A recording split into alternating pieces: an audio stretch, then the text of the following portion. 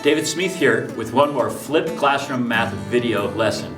3 tips before we start. First, remember that you can adjust the playback speed as you desire. Second, you can pause the video at any point to jot down notes or write down questions. Third, you can turn on the captions so you can read my words on the screen. Today's lesson is right triangles and indirect measurements. So what we're going to do is we're going to use some things we know about right triangles, and we're going to find things that we don't know. This lesson is entirely based on the Pythagorean Theorem, so if you're familiar with that and you know how to use it, then you're going to have an easy time with this particular lesson. So let's get started. First off, let's review the Pythagorean Theorem. If I have a right triangle, and I label my sides A, B, and C, notice how the C is across from the right angle. That's always important. The Pythagorean Theorem says that if I square A and add it to the square of B, that will equal the square of C. And there's a million proofs of the Pythagorean Theorem. If you like proofs, you can look those up and you'll find a whole bunch. And maybe if you take a lot of time in your mathematics career, you might actually come up with one. So A squared plus B squared equals C squared. That's the Pythagorean Theorem. A and B are legs of the right triangle. And a leg is just a side that touches at the right angle. See, the A also touches and the B also touches. Notice how the C does not touch the right angle. In fact, it's a cross. So C is called the hypotenuse. So this is the territory for today's lesson, is right triangles. Now, as you know, with your algebra, if you know 2 things and you have one unknown, you can find the unknown, and that's what we're going to do here. Okay, so let's take a look at one of these triangles. Here's a little one. It's a right triangle with one side of 3, one side of 4, and we're asking you to find the length of x. This would be our indirect measurement. So pause the video. If you know what to do, just pause it right now and see if you can find x. And if you already know what x is, which you might because this is a famous triangle, still do the math just to rekindle that process for you. Okay, let's take a look. A squared, 3 squared, plus b squared, which would be 4 squared, equals c squared, which is what we don't know. So actually, I'm going to call that x squared. So I have one equation and one variable. I can solve this all day long. Let's do some math here. 3 squared is 9, 4 squared is 16, so 25 equals x squared. So x is going to be the square root of 25, which is just x, is 5. Now we know that if we take the square root of 25, it has 2 answers. Negative 5 is also an answer. But with a geometry problem, there's no such thing as negative distance, so we don't need to consider the negative answer. So this is the famous 3, 4, 5 right triangle. So if you ever see a triangle with 2 of these sides and not the third, you can pretty much know what the other one is. It's a 3, 4, 5 right triangle. Okay, now pause the video and solve that one. See what you get. Okay, now if you notice that this problem is a little different than this one, you're right. Let's set it up. A squared plus b squared equals c squared. So I have 8 squared plus x squared equals 10 squared. Notice how my variable is here. The variable is not the hypotenuse, rather one of the legs. Doesn't matter, we can solve this all day long. So let's do that. This is going to be 64 plus x squared equals 100. Now to get x alone, I'm going to have to subtract 64 from both sides. I get x squared equals 36, so x equals 6. So this would go here. The missing side is 6. Now take a look at these 2 triangles and see if you can see a pattern here, because there is one, and it's a useful pattern. This triangle is just a multiple of this triangle. 3, 4, 5. Let's just double all the sides. 6, 8, 10. 6, 8, 10. So if you have one triangle that's a 3, 4, 5, that's like integer values for the sides, it's a right triangle, then you can multiply all those sides by the same number and it will also be a right triangle. So let's multiply this by 4. That would be a 12, 16, 20. And you could test that with the Pythagorean Theorem and you'd find that 12 squared plus 16 squared does indeed equal 20 squared.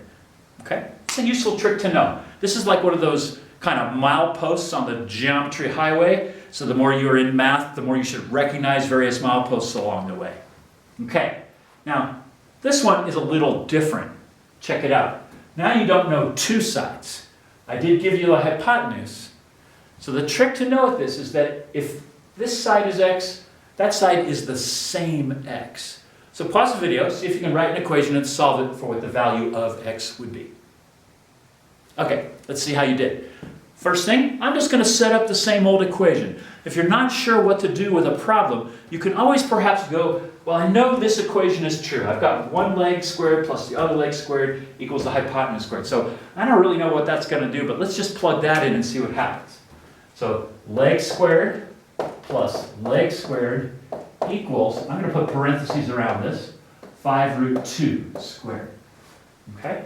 So all I did is I just said this leg squared plus this leg squared equals the hypotenuse squared. Now the rest is algebra. X squared plus x squared, that's 2x squared. I've got 2x squareds. And 5 times root 2 squared is the same thing as just 5 squared times root 2 squared. So let's do that. 5 squared is 25. And root 2 squared is just 2. So that's 50. So now I have 2x squared equals 50. What am I after? I'm trying to find x. So the first thing I'm going to have to do here is divide both sides by 2. X squared equals 25. And now you can see, whoa, that's going to solve down real nice. Take the square root of x, take the square root of 25, and we get x equals 5. So this one has two sides that are the same. They're both 5. Okay, let's do an IB type word problem that requires the use of the Pythagorean theorem. So check this one out. We've got a triangle-shaped garden, has sides, 15 meters, 36 meters, and 39 meters. Is this garden shaped like a right triangle? Now you have to kind of let go. Nobody would build a garden like this, right? This is just a weird shape. But perhaps maybe it's in a city and the dude only has a certain place where he can grow his vegetables, and this happens to be the dimensions. So we're being asked, is this triangle a right triangle? Okay? So it requires some critical thinking to set it up right so that you then do the correct math with the Pythagorean theorem. Since it's geometry, I am a fan of draw a diagram. So let's do that. So first off, I have a shortest side, a much longer side. This is more than twice that side. And then another side that's just a little longer than that one. So I'm going to try to sketch this to scale. Let's do, here's the 15. Now the 36 is like twice as long, a little more. And then we have a 39. This kind of a drawing does not have to be perfect. It has to just be kind of close.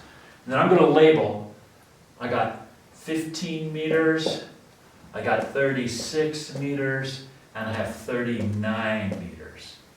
Now, you might ask a question. Let me ask you the question. How did I know that the hypotenuse, opposite of what we think might be the right angle, the hypotenuse had to be 39? Okay, if you remember from all those problems we did before, every time the hypotenuse is the longest side. And that will always be true with a right triangle. The side across from the right angle is the hypotenuse, and it is always the longest side. If I switch these two, it wouldn't matter. I'd still get the same result. Okay, so I drew this in here, kind of wishful thinking. We don't know yet whether that's actually a right angle, but I'm going to put that there just to keep me oriented to this triangle. And we'll do our math and we'll find out if we actually do have a right triangle.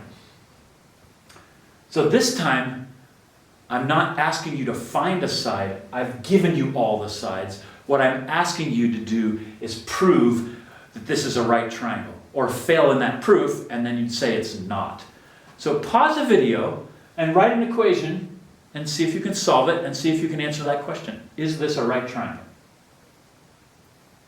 Okay, let's see how you did. These are my legs, so it's going to be 15 squared plus 36 squared equals, maybe, we don't know, 39 squared. So now we get out the handy-dandy calculator and see what we get. Okay, so I put my math up there. 15 squared is 225, 36 squared is 1296, 39 squared is 1521. When I combine these two, I get 1521. Woohoo! So 1521 does indeed equal 1521. I think that's clear. So I put a big fat check mark. This is a right triangle.